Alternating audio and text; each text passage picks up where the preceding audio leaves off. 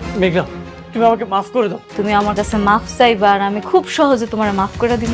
আমি তোমাকে বিয়ে করতে চাই রাতুল। এ তো দেখি মেঘনা চাইতে বৃষ্টি। তুমি এভাবে রোদের মধ্যে বাইরে বসে আছো কেন পাগলের মতো?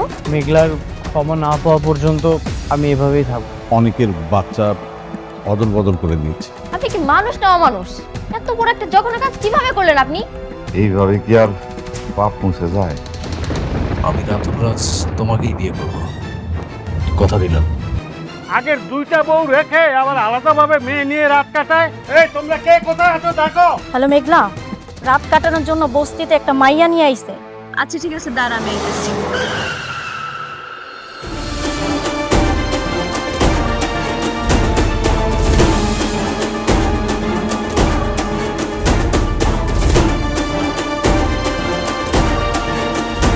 বাহ, এরা তো আমগো পুরান মানুষই। কি ব্যাপার অনেক শান্তাকে নিয়ে আসছো যে? বৃষ্টির কি হয়েছে? বৃষ্টিকে আর ভালো লাগতেছে না? না ভালো লাগবো কেমনে, স্বাভাবিক না, পুরান হয়ে গেছে না। মেঘলার মতো বৃষ্টি এখন পুরাতন। নতুন মানুষের খুব আদর যত্ন করতেছে দেখি। ভালো। কি কি বলছো এসব? শান্তা এখানে কেন আসছে আমি কিছুই জানি না, বিশ্বাস করো। আরেকটা কথা, আপনাকে সবাই রে কয়ে যেতেছি, অনেক এখানে যা খুশি তা করুক, আপনারা কেউ আমার আর ফোন দিবেন না। অনেক যদি মইরাও যায় না, ওর লাশটা দেখার জন্য আমার আর কেউ ফোন দিবেন না। আপনাকে মনে থাকে যাতে। আচ্ছা না, হাত ছাড়ো বলতেছি। খবরদার তুমি আমার আর স্পর্শ করবা না। তুমি আমার স্পর্শ করার অধিকার ওই দিনই হারাইছো যেদিন আমার সন্তানের তুমি অস্বীকার করছো। ওর যা খুশি হোক, তুমি মইরা গেলেও না আমার এখন আর কিচ্ছু আসে যায় না, বুঝছো তুমি?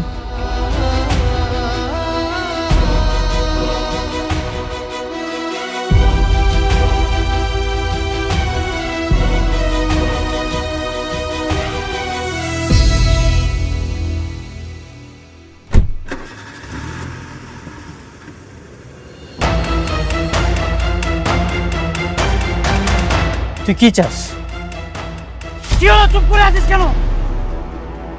তুই কেন আমার সাথে ঝামেলা করতেছিস বল।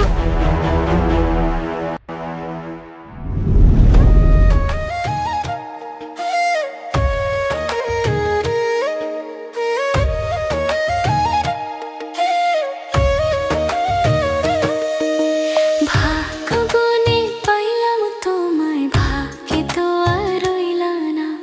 দুঃখে আমার বুক ভেসে যায়, সুখের দেখা হইল না। তবু আমি তোমার আশায় কাঁদি দিবারাত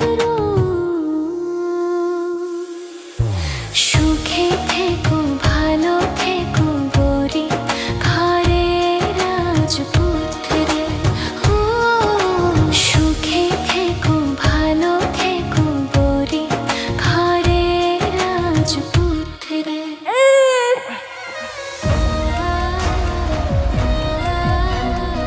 আপনারা আমার জীবনটা বাঁচাইছেন। আমার স্বামী যদি শুনতো এইবার আমার মরা অবস্থা হয়েছে, তাহলে আমার মাইরাই হালাইতো। আচ্ছা শোনো, এইটা যে তোমার বাচ্চা না, এইটা কিন্তু একদম কখনো ঘুণাক্ষরে কাউকে বলবো না, ঠিক আছে? কি যে কন, আমি কেন যাই না শুনে আমার সংসারে আগুন লাগামু কন? আর আপনারাও কখনো এই সন্তানের দাবি নিয়ে আইসেন না। শুনেন, আজ থেকে এই সন্তানের যত খরচ লাগে সব আমি দেব। আপনি আমার ফোন নাম্বারটা রাখবেন, যে কোনো সমস্যায় আমাকে কল করবেন আপনি। আচ্ছা ঠিক আছে, তাহলে নাম্বারটা কন আপা। 0196243700। আচ্ছা হইছে। ইয়ে আম্মা, আমরা তাহলে এখন যাই, মানে কে কখন আইসা পড়ে তখন আবার ঝামেলা হবে। চলো। হ হ, আমার স্বামী আবার আসনের সময় হয়ে গেছে, আয়সা যদি আপনাকে দেখে উল্টাপাল্টা অনেক প্রশ্ন করব। আচ্ছা ঠিক আছে, আমি যাচ্ছি। আপনি কিন্তু কোনো কিছু লাগলে আমাকে কল করবেন। আচ্ছা ঠিক আছে। ওরে বাবা, না, কান্দে না কান্দে না।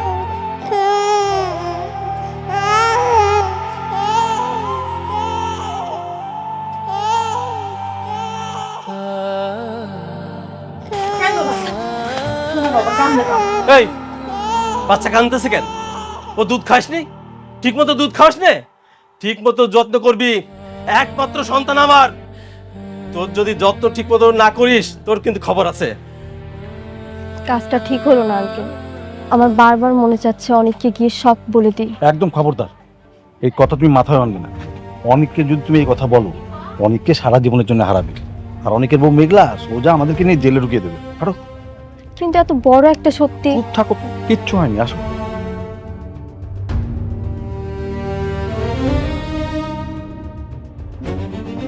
ওঠো, ওঠো, ওঠো।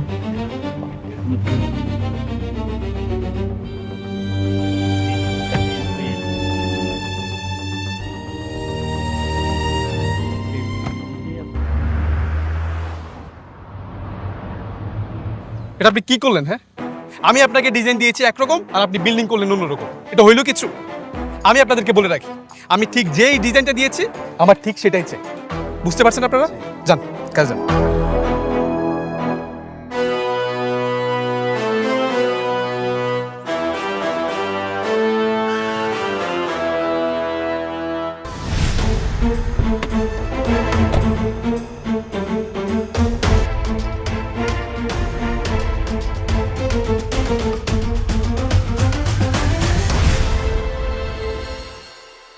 আরে কি ব্যাপার, আপনি এখানে?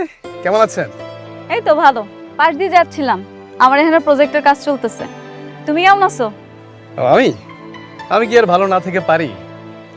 কেউ যখন উপর ওঠার সিঁড়ি পেয়ে যায় তখন তো ভালো না থাকার প্রশ্নই আসে না। ঠিক ঠিক, কথা ঠিক। তোমার সাথে তো এখন বৃষ্টি আর ওমর জাফর আছে, তাই না? হ্যাঁ, ওমর জাফর তো এখন আমার বিজনেস পার্টনার, তার সাথে এখন বেশি ডিল হচ্ছে। Good, very good. তো এখানে কি করতেছিলা? ও এখানে এখানে একটা শপিং সেন্টারের প্ল্যানিং হয়েছে, ওটা দিয়ে কাজ করছি আর কি। গুড জব, মন দিয়ে কাজ করো, একদিন অনেক বড় বিজনেসম্যান হবা। হবা আমি জানি। অনেকের সাথে যতদিন ছিলাম তার কাছ থেকে আমি অনেক কিছু শিখেছি। বলতে গেলে তার কাছ থেকে আমার সবকিছু শেখা, এটা আমি কখনো অস্বীকার করতে পারবো না। বাদ দাও না, থাকে সব কথা। কেন? এক সময় তো তার সাথে কথা বলার জন্য, দেখা করার জন্য আমাকে খুব রিকোয়েস্ট করতেন। এখন কি হলো? করতাম, সময় পাল্টায় গেছে। আমার সন্তান মরার পরে আমি আর ওরে চিনতে চাই না, অনেকের নামটাও না আমি আর শুনতে চাই না। কাজ করতেছো, মন দিয়ে কাজ করো, দোয়া রইলো, কিছু হইলে জানাই। চলো।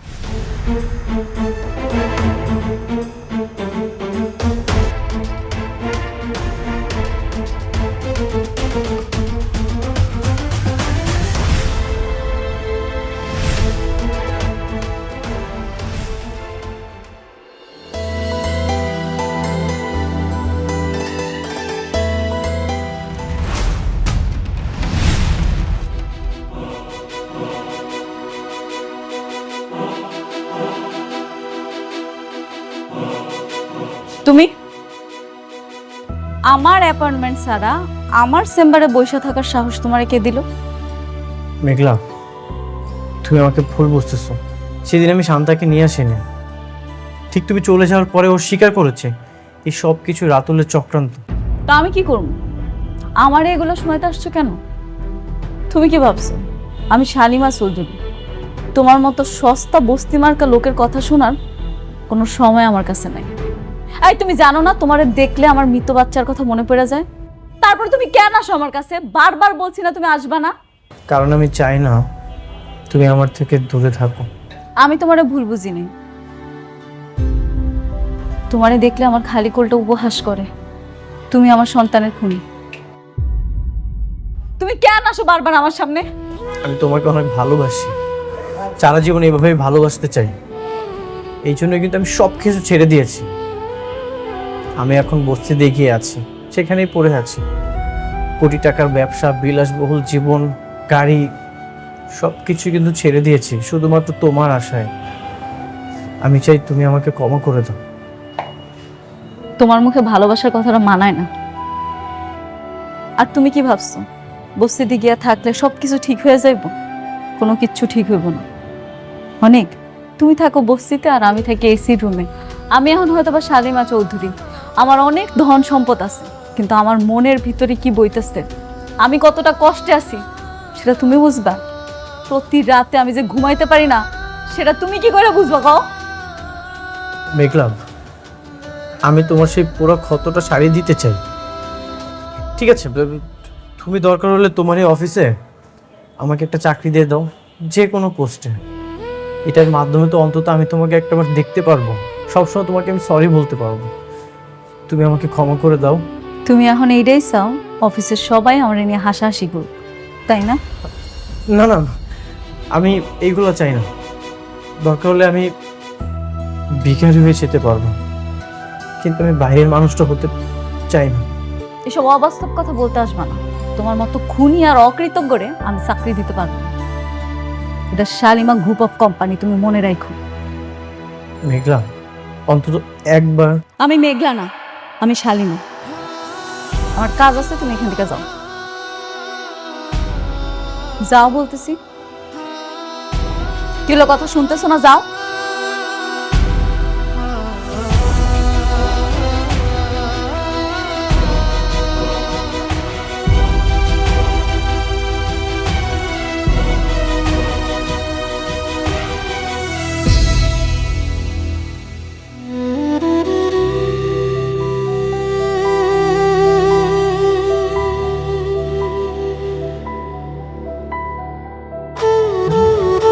এই একটু দাঁড়াও তো।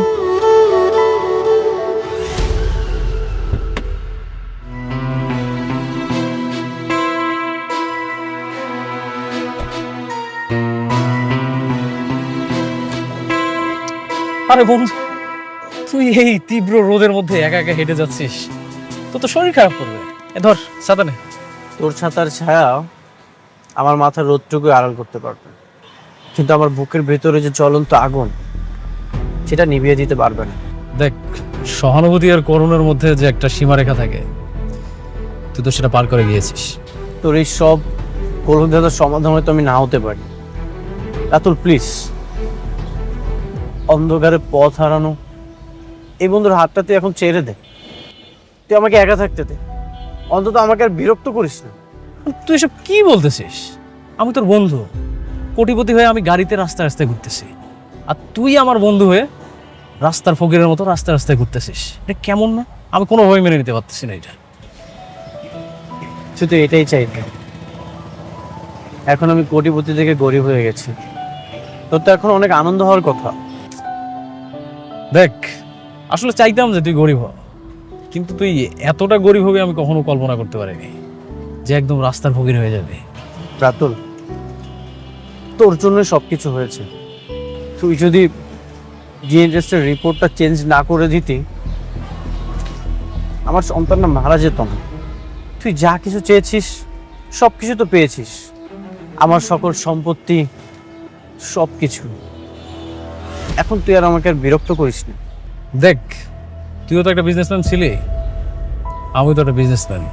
তুই বিজনেসম্যানের কথাটা বুঝবি, আর একটু উপরে উঠতে গেলে না এই সামান্য এতটুকু কাজ করতেই হয়। আমার না আসলে কোনো উপায় ছিল না। তোর মতো বন্ধু আমার শত্রুদেরও যেন না হয়। তুই একটা শয়তান। আরে বন্ধু, অন্তত ছাতাটা নিয়ে যা। আয় রে বন্ধু আমার, তুই যে একা একা হেঁটে যাচ্ছিস, এটা দেখে আমার হেভি শান্তি লাগতেছে। আর বাইরে তো আসলেই অনেক রোদ। তো পেনটা আমি বুঝি, আবার আমার শান্তি লাগাটাও বুঝি।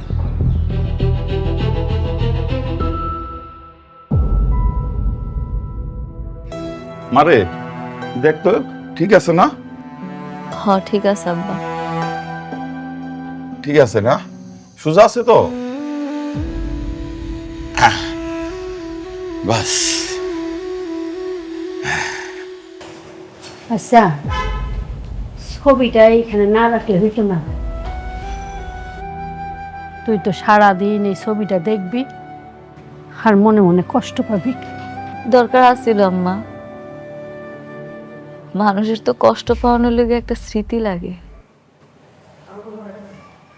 আমার কাছে আমার সন্তানটার কোনো স্মৃতি নেই। আমি কি লয়ে বাচ্চা রয়েছি, এখন এই ছবিগুলো আমার সম্বল। আচ্ছা আম্মা, তোমার একটা কথা জিগাই,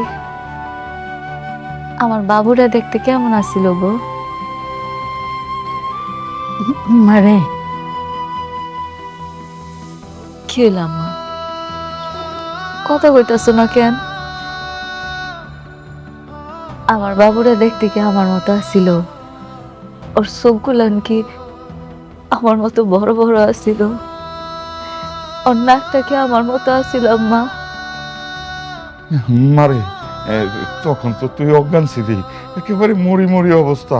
তখন তোরে দেখুম না বাচ্চা দেখুম, আমরা তো মা বাচ্চাটারে ভালো করে দেখি নাই, সময় পাই নাই। তাও তো তোমরা ওরে কবর দেওয়ার আগে একটা নজর দেখতে পারছো, আমি তো ওরে শেষ দেখাটাও দেখতে পারি না। কি অভাগী আমি, আমি আমার সন্তানের একটা নজর দেখতে পারি না। মারে, কষ্ট পাইস না। আল্লাহ যা করে মঙ্গলের জন্যই করে। আল্লাহ কি ভালো লাগে করলো মা, আল্লাহ আমার কি ভালো করলো, আল্লাহ আমার কেন বাঁচায় রাখলো? আমি আমার সন্তানের একটা নজর দেখতে পারি নাই। একদিকে কষ্টের আর কিচ্ছু হইতে পারে না। আমি প্রত্যেকটা রাত্রে ঘুমানোর সময় আমার সন্তানের মুখটা দেখতে পাই না। আরে মানুষ তো মরে গেলে একটা স্মৃতি থাকে, আমার সন্তানের এই স্মৃতিটাও নেই আমার কাছে। আমি কি আঁকড়ায় ধরা কাঁদবো, আমি কি আঁকড়ায় ধরা বাচ্চা থাকবো? আমার কিচ্ছু নাই। আল্লাহ আমার এত বড় শাস্তিটা কেন দিল?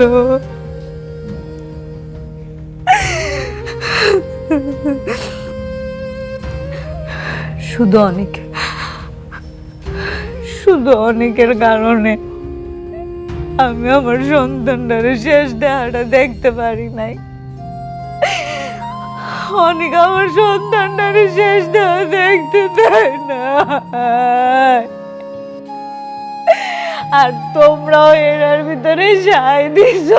তোমরা একটা বার ভাবলা না আমার সন্তান, আমার এই পেটটার ভিতরে 10টা মাস আমি বাঁচি কষ্ট কইরা। আমার কলিজার টুকরা রে একটা বার দেওয়ার সুযোগ তোমরা আমার কইরা দিলা না।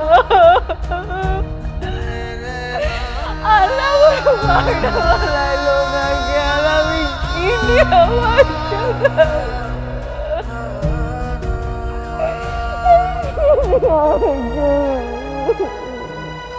কিছুই শেষ হয়নি বাবা। বাচ্চাটা এত সুন্দর, একদম অনেকের মতো চেহারা। মা, এখন এসব বলে কি হবে বল? সন্তানকে তাদের বাবা মার কাছে তো আমরা ফিরিয়ে দিতে পারবো না। বাবা, তুমি একবার ভেবে দেখো, আমার সন্তান হবে না, এটা শুনে আমার কত কষ্ট। আর যার সন্তান হয়েছে, জীবিত আছে, তবুও তার সন্তানের কাছে যেতে পারছে না, তাহলে তার কত কষ্ট। কষ্ট আমারও লাগছে, আমি তোর কষ্টটা বুঝতে পারছি, কিন্তু মা দোয়া কর যাদের কাছে সন্তানটা আছে তারা যেন তাকে সুন্দরভাবে মানুষ করতে পারে, ভালোভাবে লেখাপড়া করাতে পারে। দোয়া করিস আর সবসময় খেয়াল রাখিস। আমি অনেকের এত কষ্ট দেখেও কিছু বলতে পারছি না। আমার যে কি কষ্ট হচ্ছে বাবা, আমি তোমাকে বলে বোঝাতে পারবো না। আমি বুঝতে পারছি রে মা, দেখ চেষ্টা করে দেখ অনেককে এ বাড়িতে আনা যায় কিনা, তাহলে অন্তত অনেকের কষ্টটা কমবে। ঠিক আছে মা, মন খারাপ করিস না, আল্লাহ সব ঠিক করে দেবে।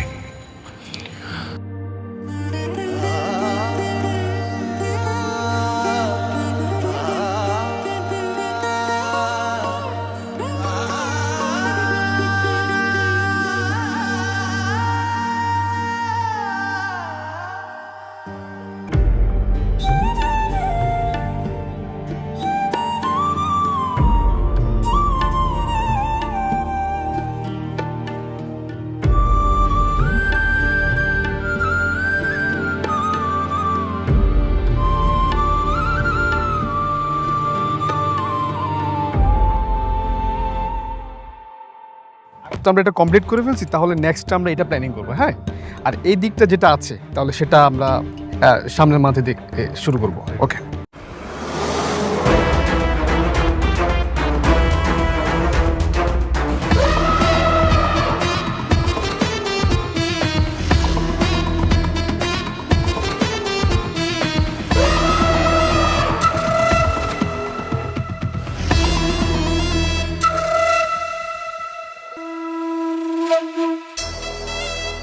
সাবির, জলে নেমে কুমিরের সাথে লড়াই। সাইড থেকে তুমি আমার লোক নিয়ে আসছো কেন? জলে নেমে কিভাবে কুমিরের সাথে লড়াই করতে হয় সেটা তো তোমার কাছ থেকে শেখা। কেন তোমার মনে নেই? অনেকের কাছ থেকে তার সব শ্রমিক তুমি নিয়ে এসেছিলে। টক্কর, আমার সাথে টক্কর দিলে তার পরিস্থিতি কি হয় তুমি অনেককে দেখে বুঝতে পারো নাই? পরে সামাল দিতে পারবা? আমার লেভেলটা না তোমার মতো এরকম নিচু স্থানে না। আমার কোম্পানির লেভেল এখন শালিমা বিল্ডার্স গ্রুপের মতো হাই। তাই হুমকি দিয়ে তুমি আমার একটা চুলো ছিটতে পারবো না। দেখো সাব্বির, আমি কিছু করতে চেয়েছি আর সেটা করতে পারিনি, এমনটা কিন্তু কখনোই ঘটেনি। আজকের পর থেকে আমার শত্রুর লিস্টে তোমার নামটা খুব সুন্দরভাবে লেখা থাকবে। খেলা হবে।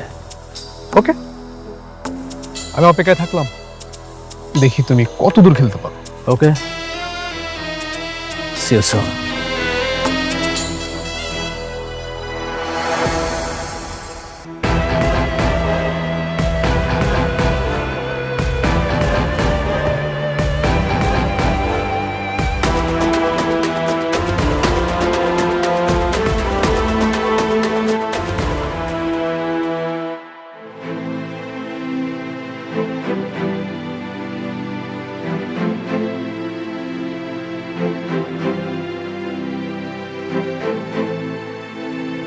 এর আগে চাকরির অভিজ্ঞতা আছে? জি ম্যাম। দেখুন, শালিমার গ্রুপের প্রধান শর্ত হচ্ছে নম্রতা এবং ভদ্র ব্যবহার। আপনাকে এটা মেনটেন করতে হবে। আমি আমার সর্বোচ্চ চেষ্টা করব স্যার। আশা করছি কোনো ধরনের অনিয়ম হবে না। Thank you. আপনার কাজ হইতেছে আমি যা কিছু করি সব কাজের আপডেট রাখা। বলতে পারেন আপনি আমার অ্যাসিস্ট্যান্ট। জি ম্যাম, বুঝতে পেরেছি। ম্যানেজার কেউ? জি ম্যাম। তাহলে আপনার চাকরিটা কনফার্ম করা হইলো, কালকে থেকে জয়েন করেন। Thank you so much. ঠিক আছে, আপনি এবার আসতে পারেন। Thank you. আসসালামু আলাইকুম।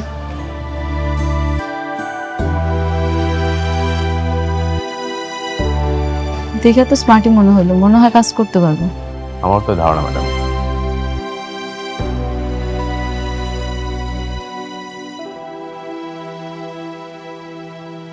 Hello baby. আমার চাকরি তো হয়ে গেছে। শালিমা আমাকে তার পার্সোনাল অ্যাসিস্ট্যান্ট হিসেবে চাকরি কনফার্ম করে দিয়েছে। ভেরি গুড, তাহলে তো আর কোনো বাধা নেই। শোনো, তোমাকে আমি ঠিক যেভাবে যেভাবে বলেছি তুমি ঠিক ওইভাবে করবে। Okay baby. Okay baby.